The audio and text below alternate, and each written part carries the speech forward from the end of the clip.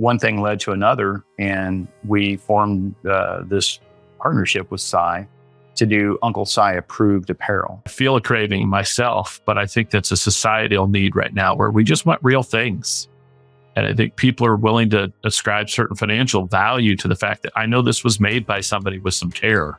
And so collectively as a business, we decided, was it worth it? Absolutely. But not in the way that we ever anticipated.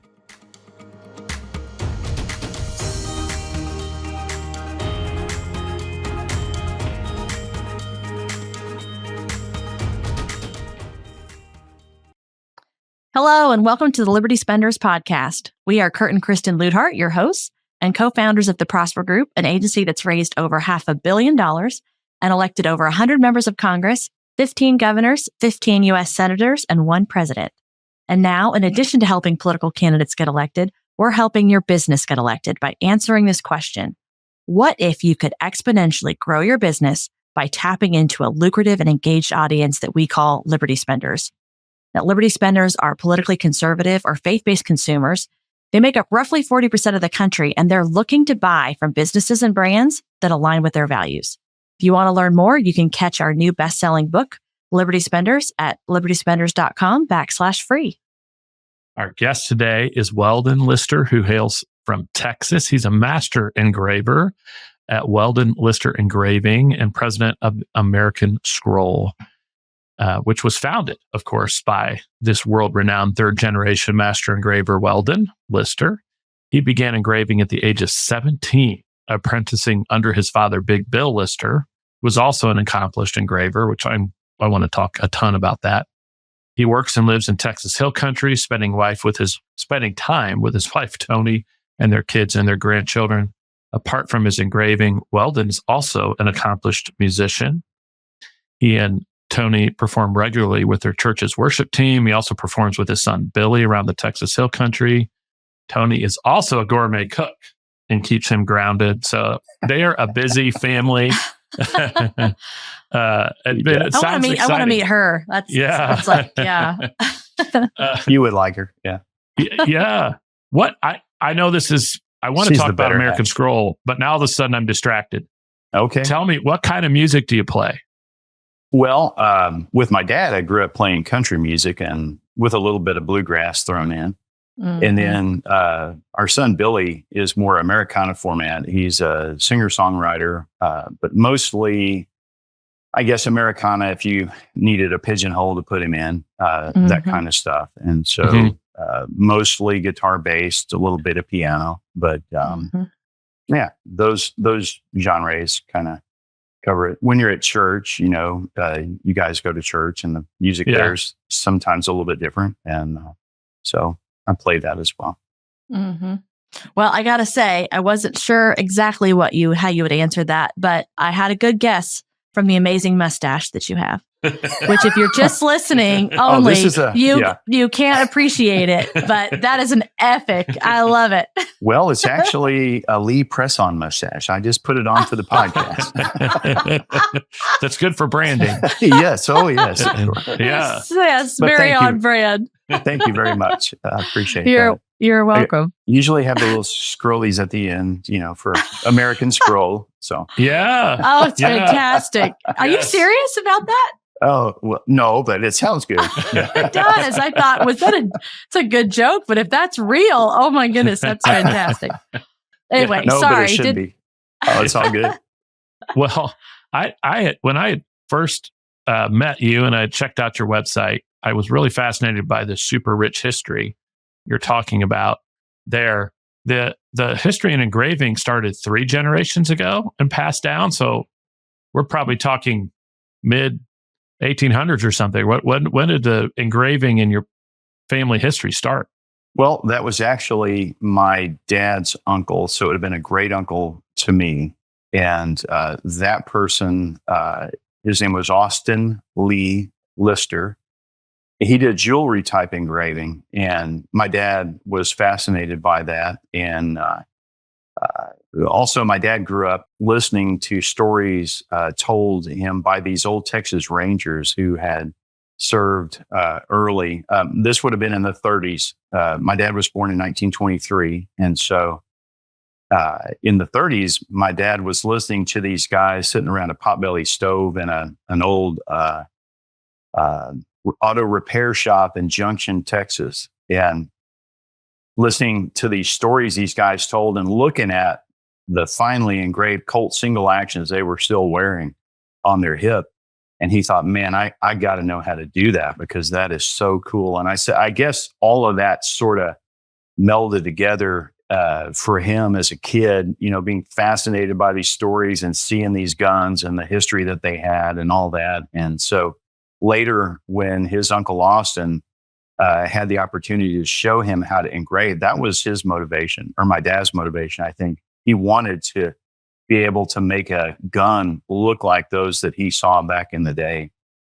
And the technique that he learned was a jeweler type engraving, which isn't real conducive for working on the hard steel that guns are made from. So later on in life, my dad met an old German man who had been an engraver but was going blind, which is makes it very difficult to engrave things. I would, right. yeah, as you would imagine. Kind of a problem. Mm-hmm. Yes. And so, but he told him, I can show you, I can tell you what you need to do. And so he gave him the information, like put the chisel in a handle and hit it with a hammer instead of trying to hand push. And my dad was like, the epiphany, like, why didn't I think of that kind of thing? Right. And so he did that. And then from that point, he was off to the races and ended up creating, pieces that were similar to what he had seen as a kid. And so that's sort of where it came from in the family.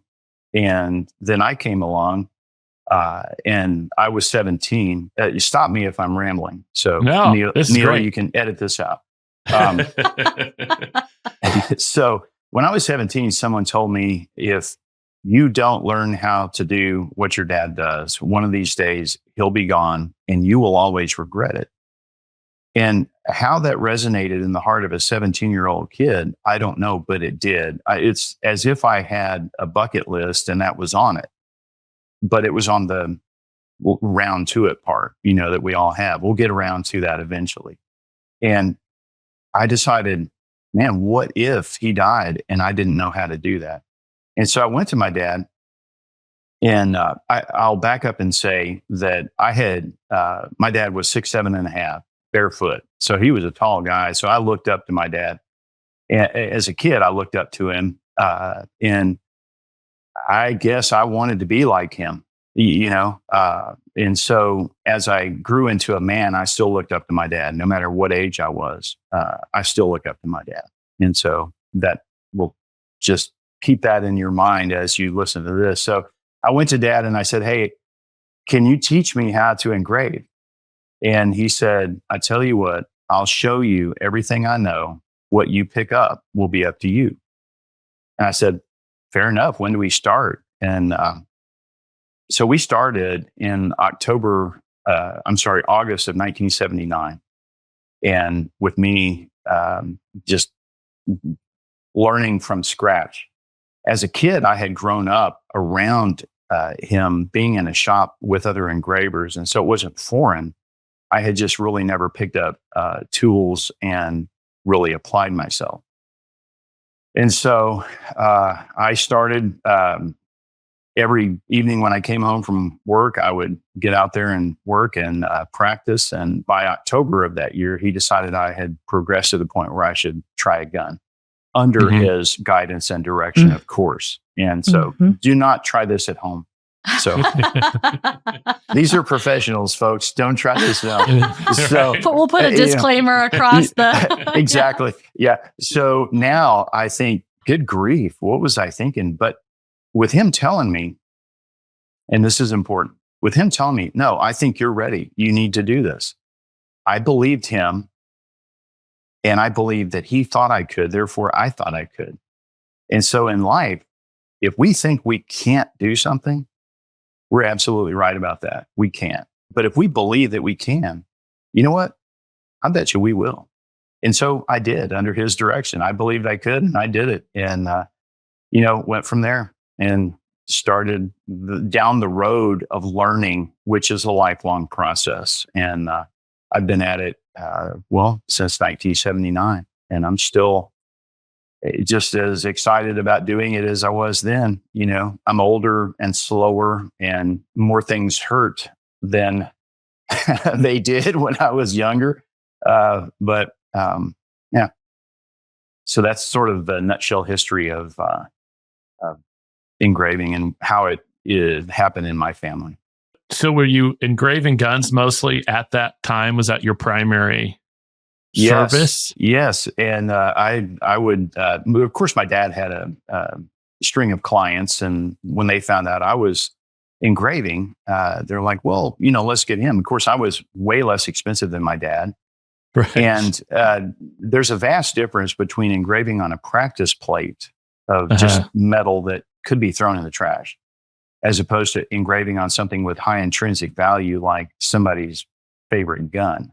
Mm-hmm. And so you amp your game up a bit when you're engraving on something that or at least you think is important. And right. So I was getting paid to practice, in essence. Mm-hmm. And I did. And so not too long after that, I quit the job that I was doing and I became a freelance engraver. Mm-hmm. And that was before Tony and I were married. And it was fun. It was good. And, it's like the old saying, sometimes it's chicken, sometimes it's feathers. And because sometimes things are really good and sometimes the crickets are chirping and nothing's going on. So, right. Yeah. So that's what I did. For a while. Well, I love it. I actually caught that reference because I grew up in Kentucky, so I actually knew what you meant when you said that. I was going to say, that's the first time I've ever heard that, chicken and feathers. Yeah, well, it makes sense, and so I like it. I'm going to have to use it now. I've heard chicken and an egg, but never. That's an interesting. I love the metaphor. Tough to eat those feathers. Yeah, absolutely. Yeah. And every small business owner knows that feeling. I've had feathers before, right? Boy, absolutely. Yeah, it can get tough. And that's where your faith comes in. Mm-hmm. You just rely on God to provide what we need. Mm-hmm. And we still do that. Yeah. And so it sounds like at that time, people knew of you or knew of your father, and it felt like a word of mouth kind of business where people who've had a great engraving from one of the two of you recommend you to their friends. Yeah, I started before the internet. Phones were still stuck to the wall with a cord. Yes. And it was word of mouth. And it's a very small, engraving on firearms is a very small piece of a big pie. And so it's a small world, even though we're dealing with the world. There's a small group of people who patronize engravers. And so word of mouth is a great source of advertising. And that's what we relied on in the beginning because there was nothing else. Yeah. And still in this day and time, I believe nothing beats a satisfied customer. Mm-hmm. Because absolutely. That's what you want to make a friend. You don't want to just have a customer. You want somebody who is proud to have what you do and they're happy with what they got. So. Mm-hmm. Yeah. Well, yeah. I mean, that's the best evidence and the best testimonial, the best marketing you could ever have is from satisfied customers and people, again, that are interested in your success as well, because you've done something meaningful. You've helped them in some way with their product or service, and they want to see you succeed. They're invested in that. Well, right. yeah. And what I'm hearing there is, of course, they're turning over family heirlooms to you, saying, "I want this engraved." Right. It's that way now. Early on, it was more purveyors that wanted to have something done and then they would sell it. And so, like I said, I was getting paid to learn. And that was how that was happening. And then there were, those guys were replaced by people who wanted to create an heirloom that they wanted to pass down. And so now it's all the way to the other end of the spectrum. It's only people who want something that they want to have made special for them or their family. And they want me to do that. And that's a great honor to have when you have somebody bring something in. First of all, they want me to do it, and they want it so that they can keep it and pass it down as something of meaning to their family. So almost the majority of my work is that. Leads to that great question, which is now how have you converted this master engraving in the modern era? What does that look like now? Well, in terms of, let me clarify the question. I still do engraving, but do you mean how have I taken that to the next level? That's right. Yeah. How's the business shifted? What does it look like now? You described what it was early on. What does it look like today? Well, it's a little bit slower because the pieces I do typically take longer. They're more involved and more expensive. And so the wait is a bit longer. And I'm blessed to have folks that really want what I do and they'll wait for it.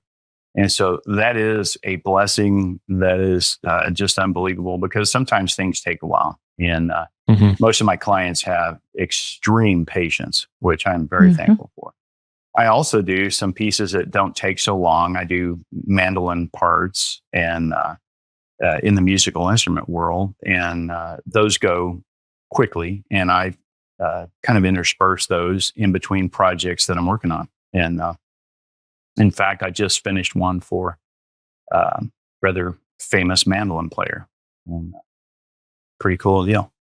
That is cool. And I know when your son came into the business is when the idea of doing T-shirts and clothing and other services really came to the front. That was an interesting thing. And so I probably misanswered your question. I'm a little slow. I'm not the sharpest tool in the shed. No, you did. You did great. And what I want people to hear, and then I'll let you add to Kurt's question is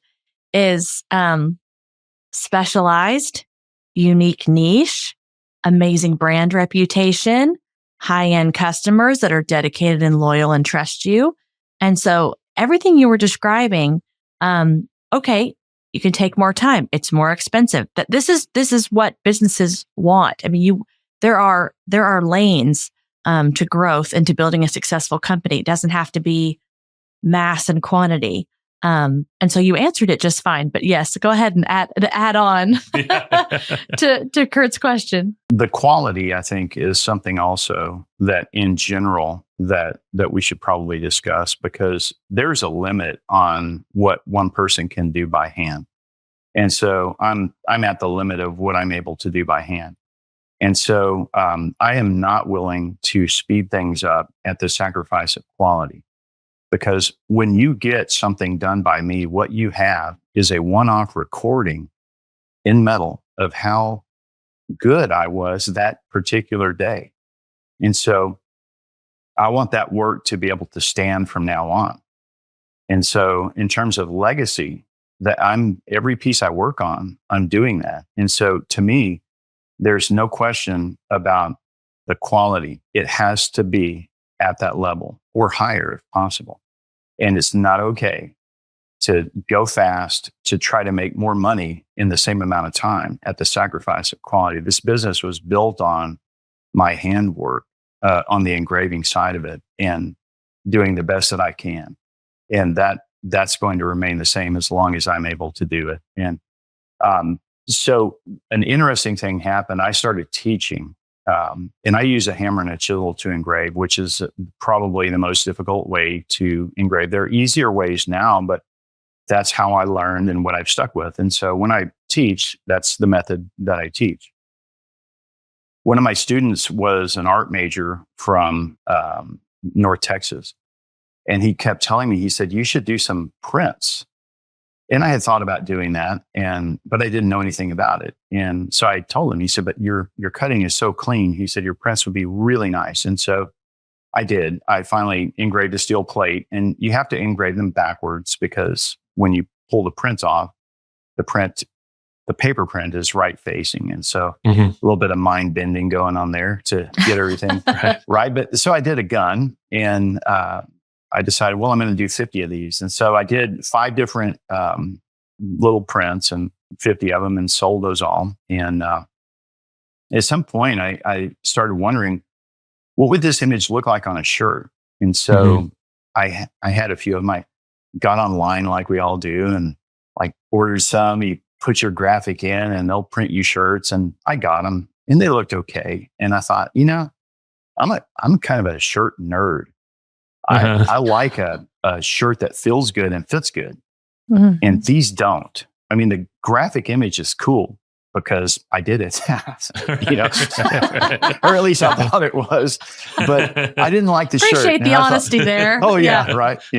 So anyway, I thought it was cool. I'm the one person who liked it, but I was concerned because I didn't really like the shirt.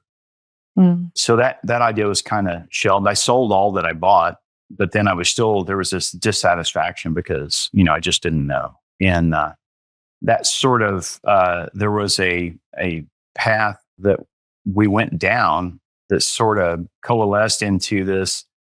Now we're able to print these shirts and put these images on them, on shirts that fit good and feel good and that I like. And so the philosophy there was, I want to spend the money it takes to get a good shirt to put my art on because I want you wearing that. I don't want it hanging in your closet or going to Goodwill because you finally gave up on it, because every time you put it on, you don't like it and you finally give it away. I want people to wear our stuff. And so that's where that path kind of took. And so that's kind of where we are. And our son, Billy, is kind of the brains of all the digital artwork world. I took the designs that I had been putting on weapons, drew them on paper, and then we scanned those, run them through the digital process of his magic, and then we're able to print them. And we own the equipment. We have everything that it takes to do what we do thus far.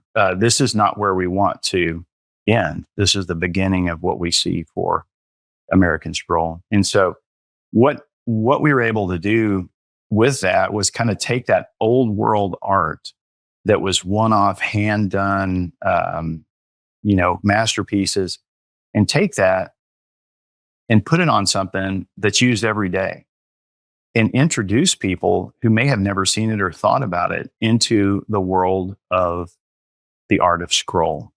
So we're taking something that's really old and using the latest digital technology to put it on something and make it available for lots of people. And so it's been a trip, it's been very well received.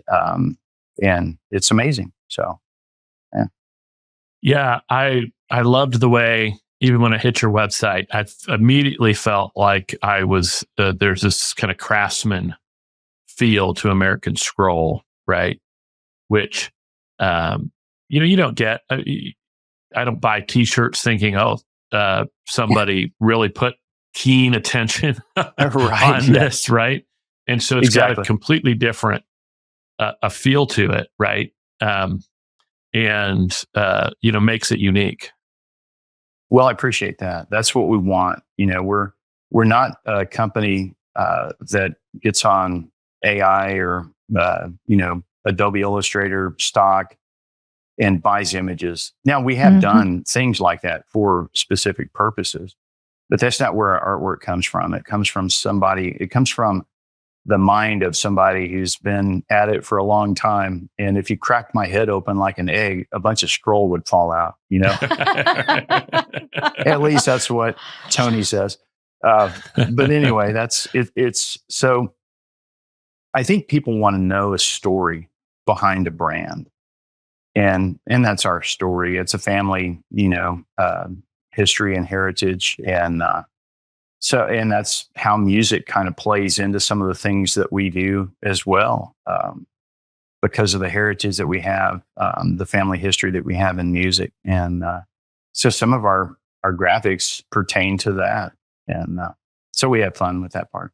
Yeah. It's, there's a craving, I think, today for real, right? There's particularly as certain things evolve in our world, like AI, right? So then, if nothing else, AI right now seems like a giant metaphor for, what's happening in our world, and it's mass produced and sort of heartless and distant, right? It's not real connection, right? What benefits that things like social media and the internet brought us, and ability to gather information and email people from across the world, also disconnect us, right? To your point, like people don't call you up on your corded phone anymore. There's people are just faceless human beings with a name and an email. And so there is I feel a craving myself, but I think that's a societal need right now where we just want real things. And I think people are willing to ascribe certain financial value to the fact that I know this was made by somebody with some care, and wasn't mass produced by a robot, Exactly. Yeah. So we've had, people slam us. We advertised on a conservative platform, and you get all kinds of comments. One of them, it's probably made in China. Yeah. No, actually, they're not made in China. They're made in Texas, which is a long way from China. So yeah. Well, people realize, by the way, how hard it is to do. I have talked to a number of people who make apparel, and it's hard to get some of this stuff made in the USA. It is. It's hard and it's expensive. Yeah. It was a wonderful gentleman on our podcast a few weeks ago, talked about this very thing. He's also a veteran with a passion to make T-shirts in the US. And he talked about how it took him 2 years to find and source materials US based. And even after that, some of the dyes and things he uses, he couldn't find from a US manufacturer. And it's tough. It can be difficult. It's challenging. Yeah. Well, this is what we're excited to chat with you about, because the history legacy is so amazing. You have this great story to tell. And then also what you're doing now and helping people understand, to that point, about authenticity and, talking about people who want to connect with the brand. And you have someone that you've been working with who you have found alignment with, and you shared those values. So tell our listeners about that. Well, I'm going to guess that you're talking about Uncle Si and from That Duck is. Dynasty, if the folks don't know. You want me just to ramble about how that all worked out? Yeah, I'd love for you to tell the story. So Si works with your company. How did that begin? How did you meet him? How did that evolve? Well, one of our grandsons, when he was about 6 or 7, Duck Dynasty was still going, and that was one of his favorite shows. And it turned out that we were going to be in Shreveport for a wedding, and they being Duck Dynasty headquarters in West Monroe, which is on the other side of Louisiana. And we had a couple of days to kill, and I thought, wonder how that would be. The grandson's name is Bentley. And I thought, he'd probably get a kick out of that instead of sitting around a hotel waiting for a wedding. So I had a client, just happened to have a client in West Monroe. So I sent him an email and asked him, how hard is it to meet these guys? Because I had no idea. I also didn't have any idea that he had gone to school with several of them. And he sends me an email back and he says, hey, this guy named Philip is going to contact you. And I was like, okay. Well, Philip is Si's manager. And so because I had this client that vetted me to Phil and said, hey, this guy's legit. He's not a weirdo. Little did he know. Maybe a little bit of a weirdo, but hey. But he's your kind of weirdo. So just relax. Anyway, so we set this meeting up, and it was Philip says, okay, I want y'all to meet me at Willie's Duck Diner. It was a place there. So we go to the parking lot. This is like a drug deal, right? Meet me in the parking lot. Right. I'm kidding for the listeners. Okay. This isn't me. Nudge, nudge, wink, wink. So Philip shows up in leotards and almost like a cape. They had been filming an episode, and he's like, man, he goes, I'm sorry, I don't normally look like this, but we just got done filming. And he said, so I had to wear this for the episode. He said, we're going to Si's house. So I want y'all just follow me and we'll get there. And he goes, now look, Si's old. And, about 5, maybe 10 minutes. I said, dude, you give us the high sign and we'll be out of there just whenever you say. And so we followed him and we went to Si's house and we met Si. So the whole point was to let Bentley meet somebody from Dynasty because it's his favorite show. So he walks in and he looks at him like, okay, this is weird. This looks just like that guy that's on TV. And it sounds like him. So you can see it kind of going through his mind like, well, it took a little bit. And he finally figured out that was Uncle Si because, dude, Uncle Si is Uncle Si. And whether he's on camera or not, he's himself. That's him. What you see is just Si. And so it was a blast. We stayed probably about an hour visiting with Si and got to know him. And on the way out, it was one of those Southern goodbyes where you go to the door and then the porch and then down the steps to the driveway and all that. So we're kind of just meandering out slowly. And all of a sudden we realize that Bentley and Si are not in our little group. And so we're like, we look back and they're on Si's porch and Si is on his knees and they're like eye to eye having this conversation. It's like, wow. They're like, what are they talking about? Well, somebody snuck up. They're talking about World War II and guns. And this is Si with Bentley. He's about 7, but man, he's down on his level and they're just into it. And so it was really cool. And so we just became friends after that. Tony and I were invited to their 50th anniversary, which we went and had a great time, just having fun, celebrating Si and Christine's 50th anniversary, which was several years ago. But anyway, so we were friends and acquainted well before we ever went into the clothing thing. And so when the company started doing stuff, there was a design that Si and the family all liked, and it was actually made up by the preacher, as I understand it, the preacher that led Phil to the Lord drew this little 5-symbol thing.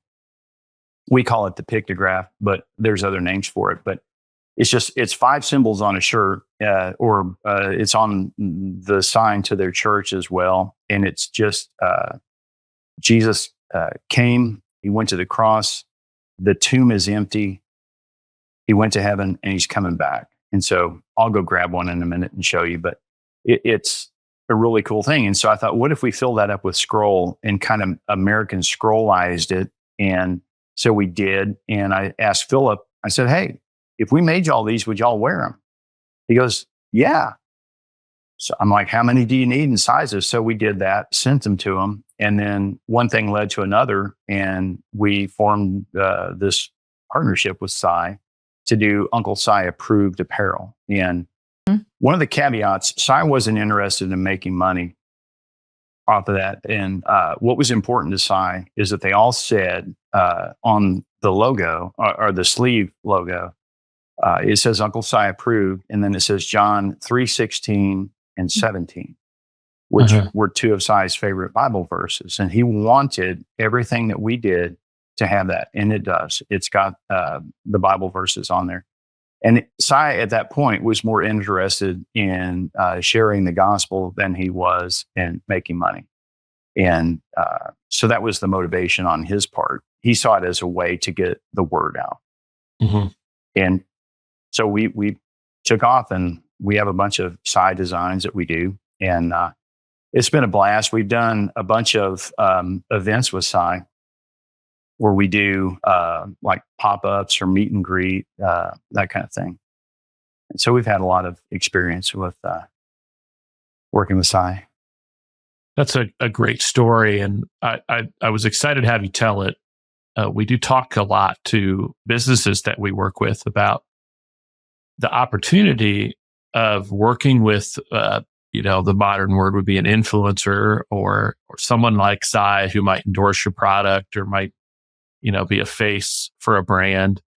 And a lot of people want to do that. They don't know how to get something like that done. And one of the things I like about the relationship as you describe it is some of the same thing we might emphasize to a fellow business is you want to find somebody who's really well aligned with your brand, somebody who's maybe customers or the same kinds of people who want to watch Psy would be the same kind of people who want to buy American Scroll t-shirts, but also there's a marrying of the values of the company. And so I think that my intuition is that's part of the reason why this has worked well for you and the relationship has been strong is because there's such a great alignment there. It is. I don't think it would have worked otherwise. Really, I don't. I think it's because we're both on the same page, and that's what helped that absolutely work. And so we, at that point, I don't think we were going, man, we got to have an influencer and all that. We sort of accidentally, Right. It sort of accidentally worked the way it did. And obviously, we realized the value of it. And, Psy is older now than when he started, and they haven't had a TV show in a while, but people still love Psy. And it's been a fun relationship to have. And it, I'm sure, won't be our last, but it's probably going to be the most fun one that we'll ever do. So, So what have you learned through that process? What have you learned about the value of it? What's worked? What hasn't? What lessons could you share for people today about that? I think on it's in Psy's particular case, Psy is so massive that he was wanting to do Uncle Psy approved, which really sort of became its own thing and its own brand.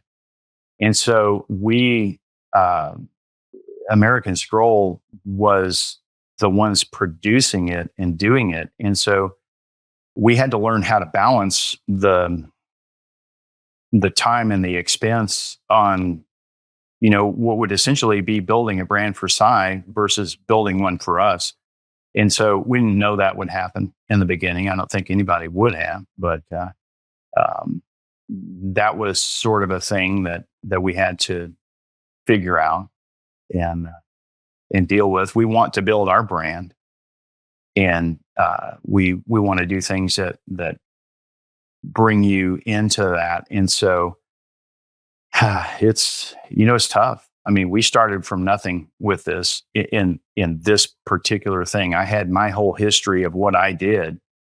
And so it's somewhat of a weird transition for some of my older clients, because in their mind, I think they see me as over in this particular genre, and making the leap from that artwork over into this genre.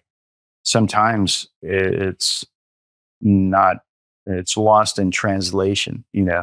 I think it's easier for younger people, maybe who are just introduced to it, to find it. But the point is building your brand. And if it's somebody who's looking at using, I hate to say using, but using an influencer to help them get credibility and grow their brand, be careful. And if you don't have that alignment, there's a lot of people that we've looked at and thought about, well, what about them? And then you do some checking and you think, well, I don't know. I think that's going to be counterproductive to who we are and what we do. And I'll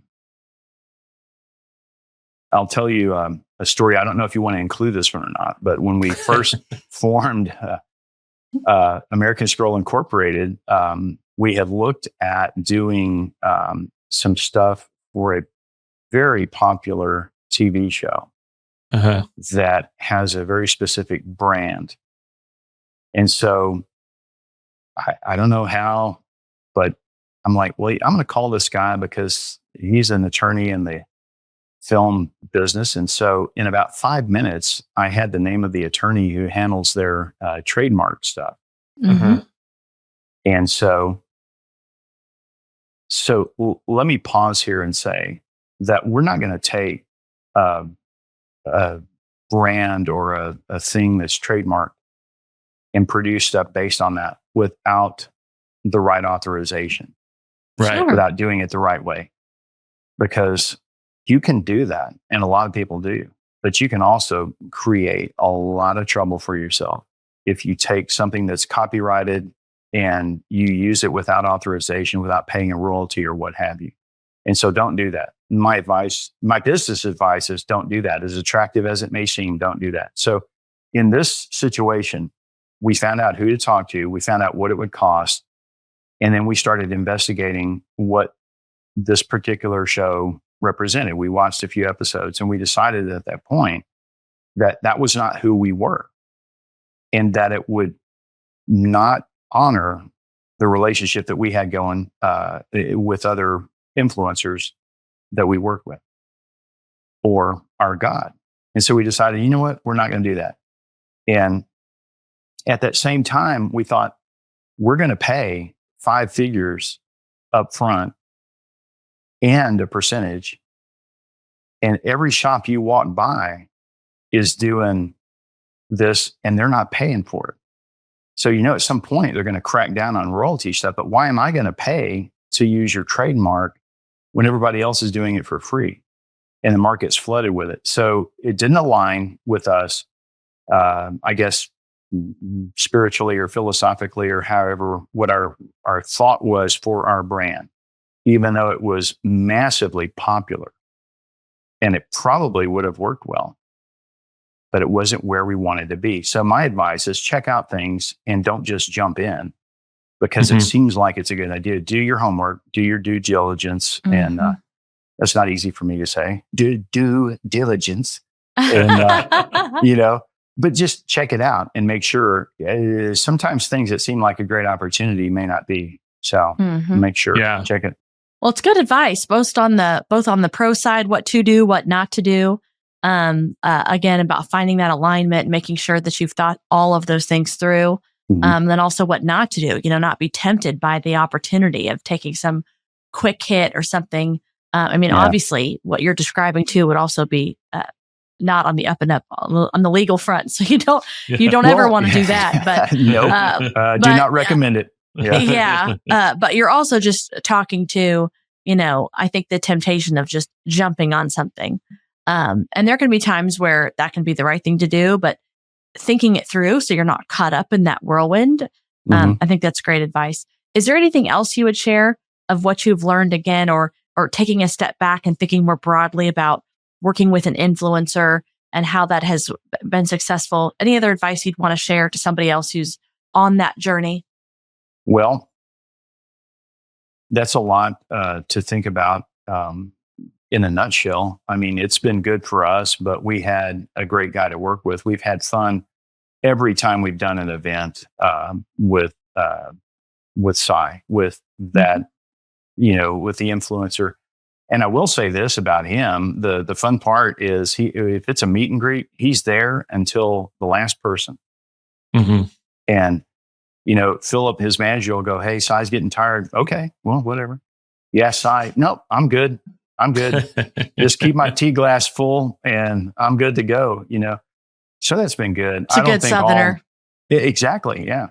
And it's non-sweet tea, just in case anybody wants to know. And you can't see through it. If you can see through it, it ain't strong enough. I don't think all influencers would be that way. I think Cy's kind of a one of a kind. And so I would say, iron out the expectations of what it is, the relationship that you're going to work with, what they get, what you get. Make sure you understand what's going to happen and what they can do. There are no guarantees. Just because somebody has a massive influence doesn't mean that it's going to help you. So I think the assumption is that it will. But things are funny. It's a tough world out there. There's a lot of noise going on. And so you got to figure out how to be you and how to stay true to your vision and be who you are with all the noise going on. And jumping on the latest, greatest bandwagon may not be the best thing to do. So think about it, pray about it, seek good advice if you don't feel like you understand it, and then make the best deal that you can for the influencer that you can get. And I'm not saying they all have to be celebrities. We're looking at a couple more now. I don't know if those will work out, but they may. Yeah, I think that's a good point. I often advise people to set their sights not on the most famous person they know, but there's often really good partners who have, I like to look, who has your customer on their list, So maybe they have a smaller show, or maybe they're a fellow business owner or something, but they have the access to the consumer you want to talk to. And and those people often are better to partner with. Is the bigger they get, the bigger their britches are. Well, and the more complicated it can be that way.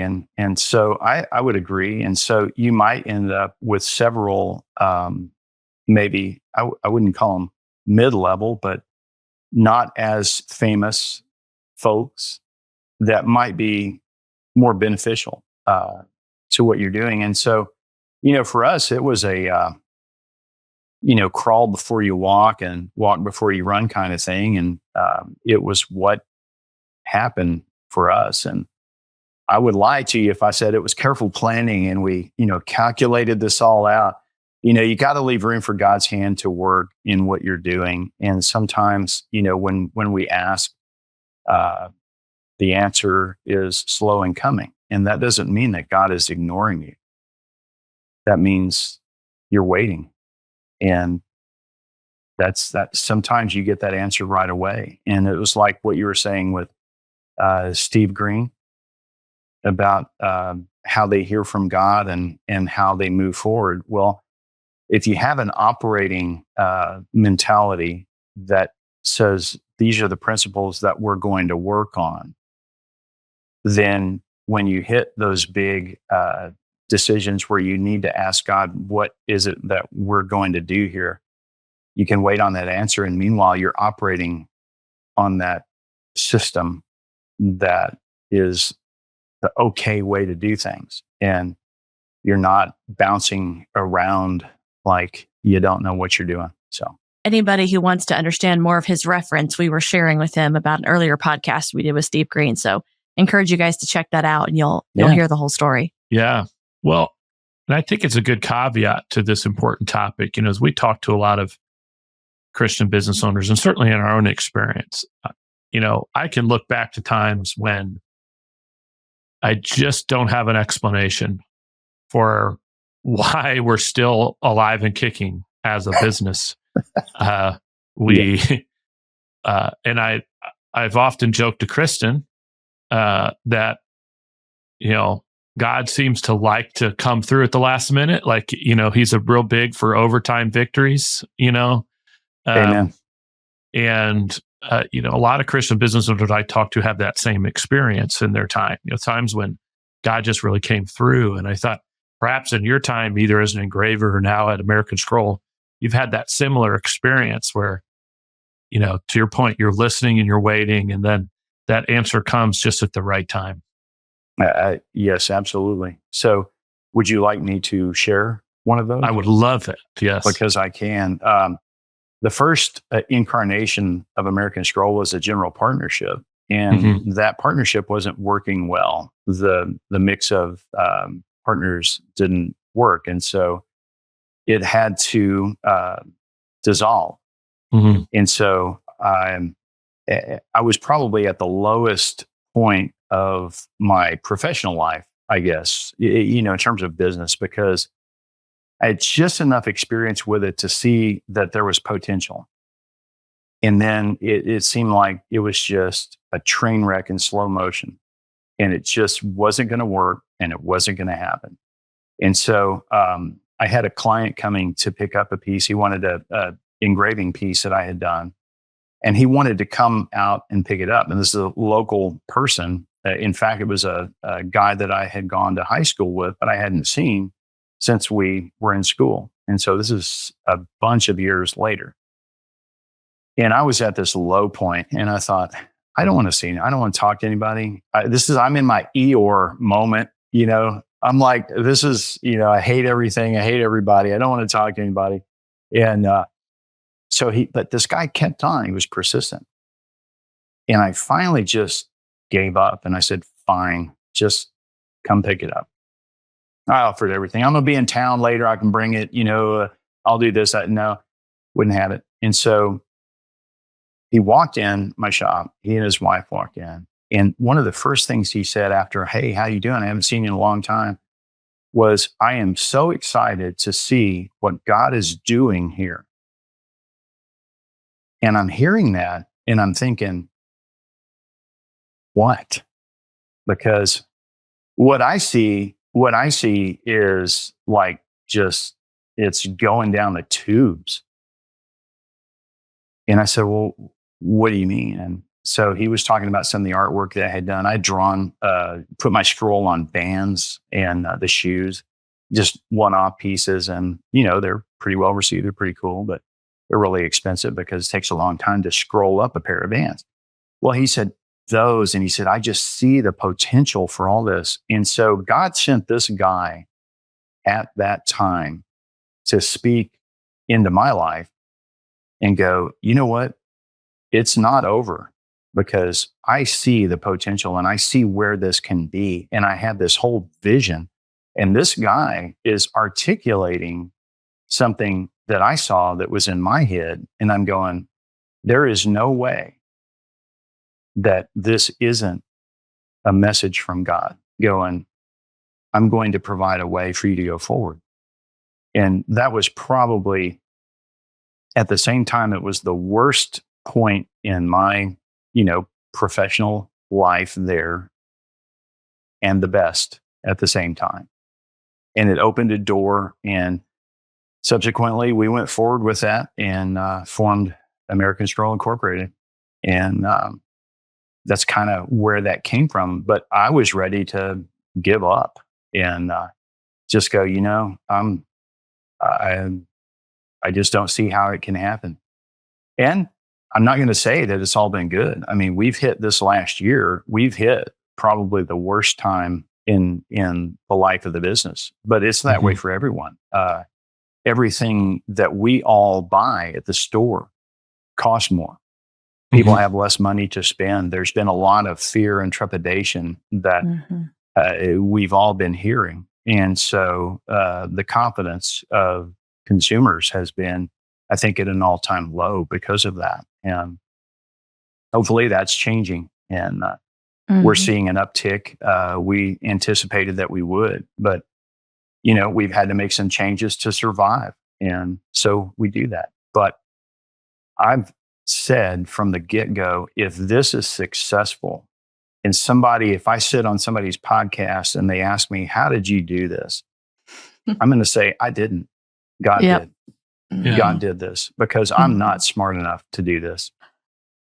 I am not smart enough to do this." And it's amazing when we look at this, and like Kurt said, when he said, "Oh, God likes to come in at overtime," and I think that's one way you could look at it. I mean, I think he's always there working and guiding. But what's so powerful is that gets our attention. It certainly gets does. our attention, and it makes it very clear that it's not us, because we're out of options. We are out of ideas. We are at our wit's end. We have no other way. And so, I mean, us needing to be humbled and needing to quiet ourselves so that we can actually recognize, oh, that's right, we're not in control. Oh, that's right, we can't do things on our own strength. These are important, important things. And now, again, having been in business as many years as we have, and hopefully gaining some wisdom along the way and some more patience and resilience, I am now quicker. It's still not always fun, but quicker when you run into a wall or you hit an obstacle that you weren't anticipating, to say, instead of going down the frustration path of recognizing, okay, well, we've been down here before. We don't know the answer. We don't know how it's going to work out, but we know that there is something. And it doesn't mean that it's going to be easy and pleasant or the way we turned out, but that's okay. And we're not in control, and we're not ever going to be. And so we're faithful with what oh, of course. And if I just do this, and this, it'll get here. And I tell you what, if I had been in control, and if I had only gotten the things that I had set out to achieve, boy, would I have been selling myself short. I wouldn't. we wouldn't be here. I wouldn't be doing this. I would never have envisioned, or decided I wanted to do a podcast. And so these are things, written a book. And so I'm grateful that I'm not in control of deciding all of the things because he knows best. Yeah. I was thinking as you were talking about Sunday's sermon, which hit me a little differently when Pastor was talking about 2 Corinthians. I had to look up the verse reference, chapter 12, which my grace is made perfect in weakness. Mm-hmm.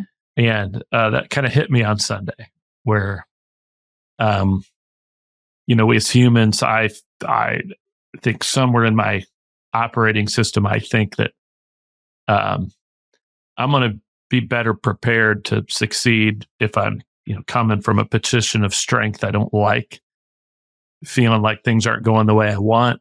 And that, if you just hit me in the right moment, when things are going great, that's when I'll thrive. But, scripture seems to indicate something different. Like God speaks to us in a special, unique way when we're at that moment, when we have to admit, yep, sorry, I got nothing here. Well, I think the bottom line is God wants us to rely on him 100% mm-hmm. and not on ourselves. And we as humans in our nature is mm-hmm. self-reliance and rebellion. And, we want to do it mm-hmm. and we don't want to have to rely on something. And that's not what God wants for us. Mm-hmm. He wants us to rely, and God is the hero of the last minute. But I think that the point is there's no other way. When it's not possible, when it's mm-hmm. impossible for man, it's just now becoming possible that God's going to move. And so my son and I would have conversations, and he would be like, well, what are we going to do? And I would say, I don't know, but I know God knows. Mm-hmm. I don't know what we're going to do, but I know God will get us through, and we have to stand on that. We have to believe in that. And so we, for our business, we've gone through that. We've gone through that since the last quarter. I mean, it really got, serious for us in that time, and just trying to wait on God to move.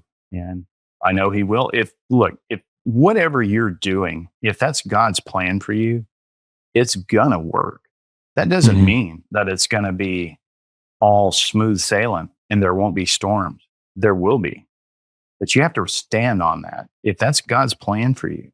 I had a client, just a guy in business, and one day he called out of the blue and he says, how's it going? Tell me what's going on. So I did. He says, look, don't quit.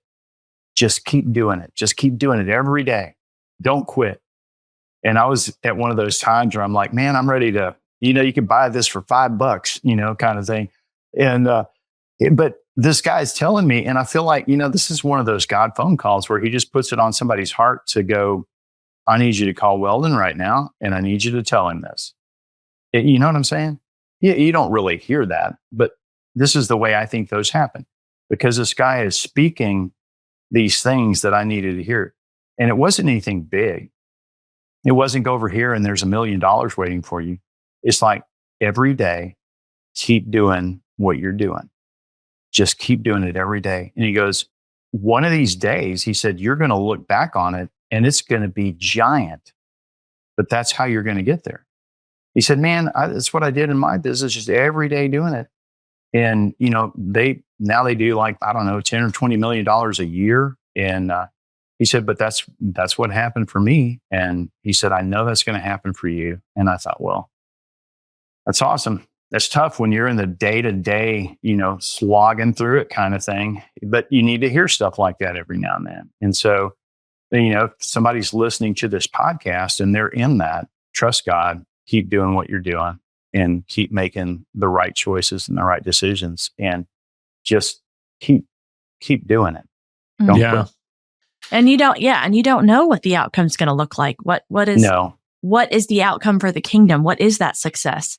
Is it that it is wildly financially successful? Maybe, maybe not.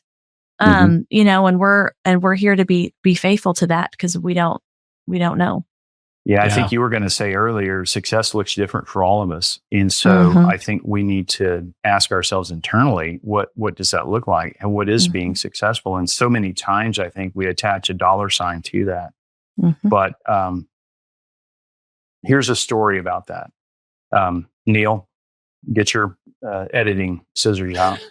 But Neil just woke up. He's like, oh, wait, what? So we decided to advertise on a NASCAR.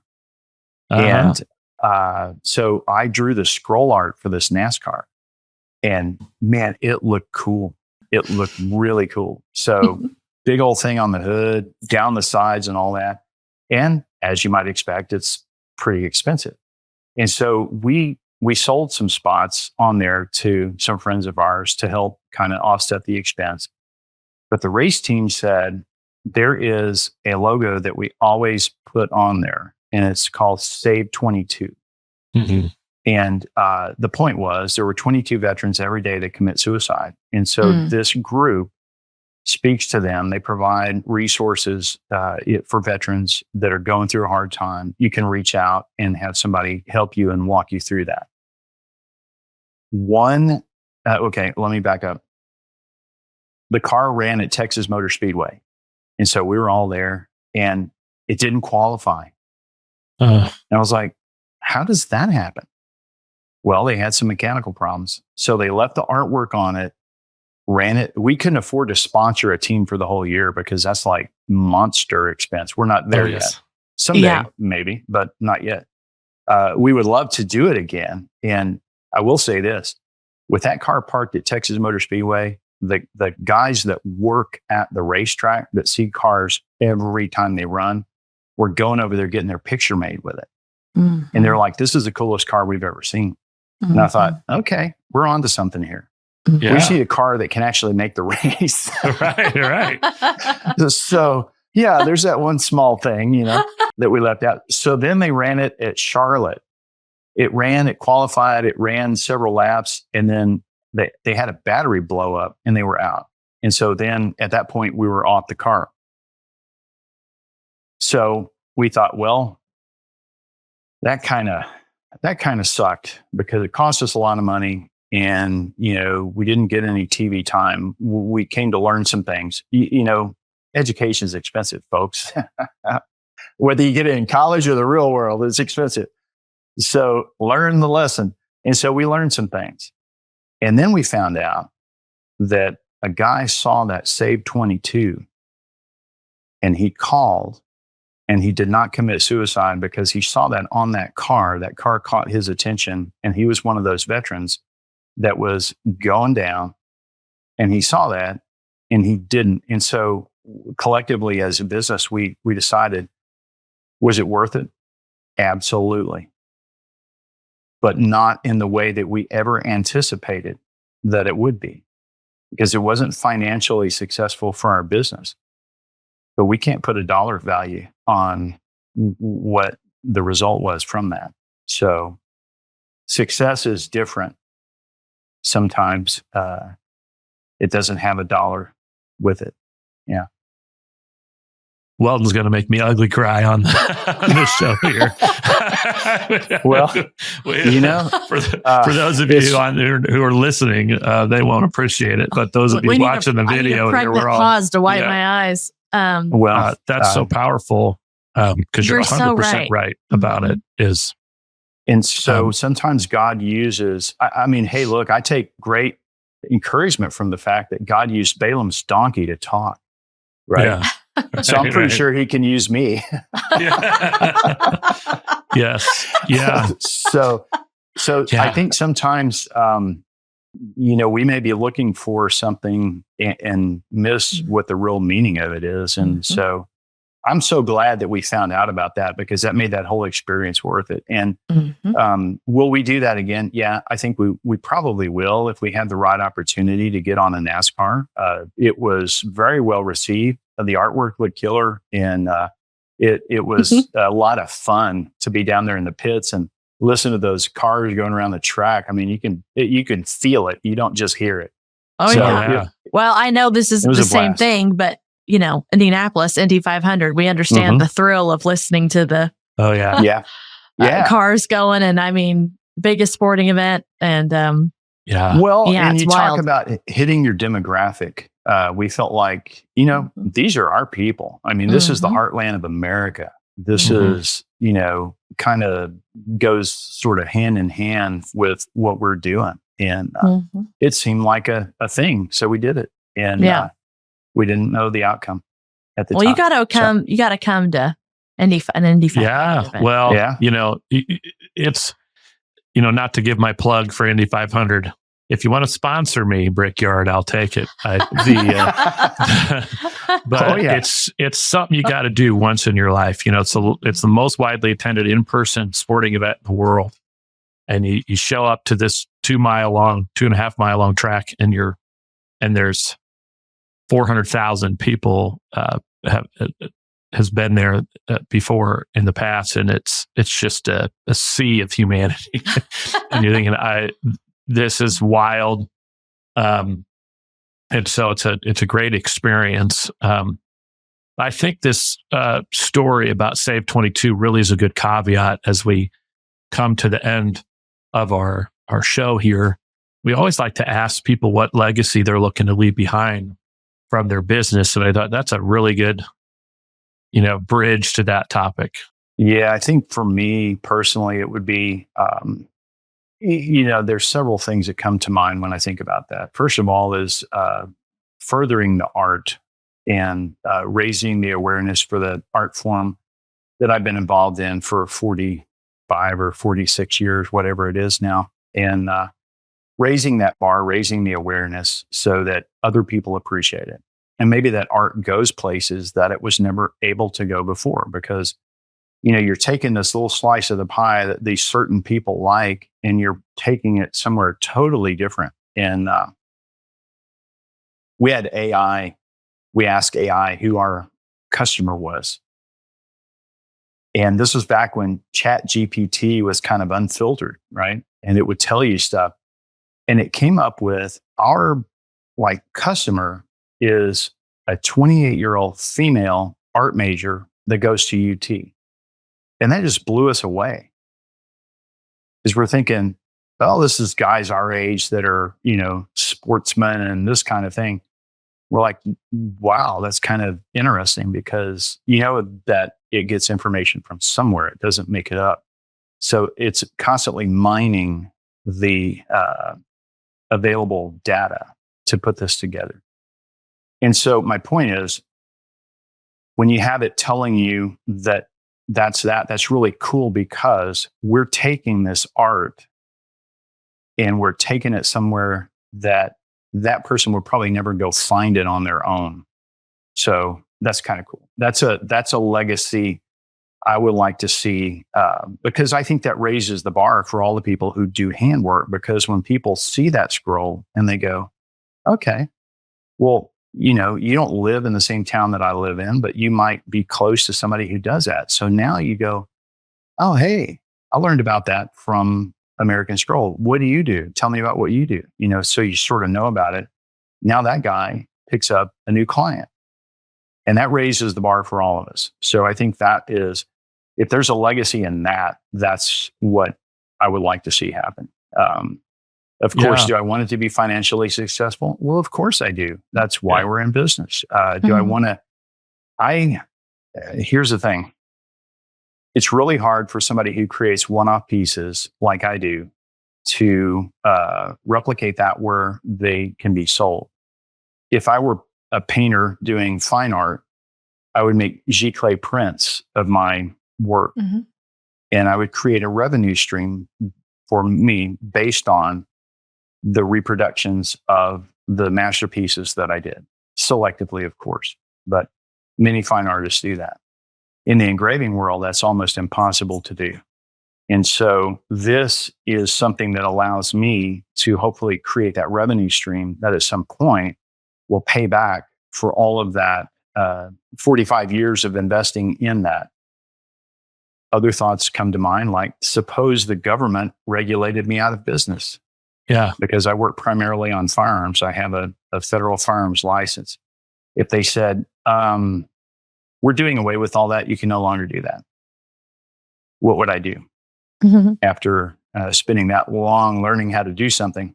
Right. Make it kind of tough on a country boy, you know? Right. So, yeah, go ahead. So Kurt usually handles these lightning rounds, but I'm going to steal this next one. 90 seconds on any topic that's interesting you lately. Again, a hobby, something that's caught your interest, could be sports, anything unrelated to your business.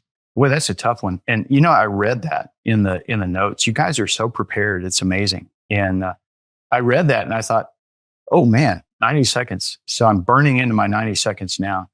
I don't know. I probably like music more than anything. And even though it does relate, I guess, maybe in a small way to what I do.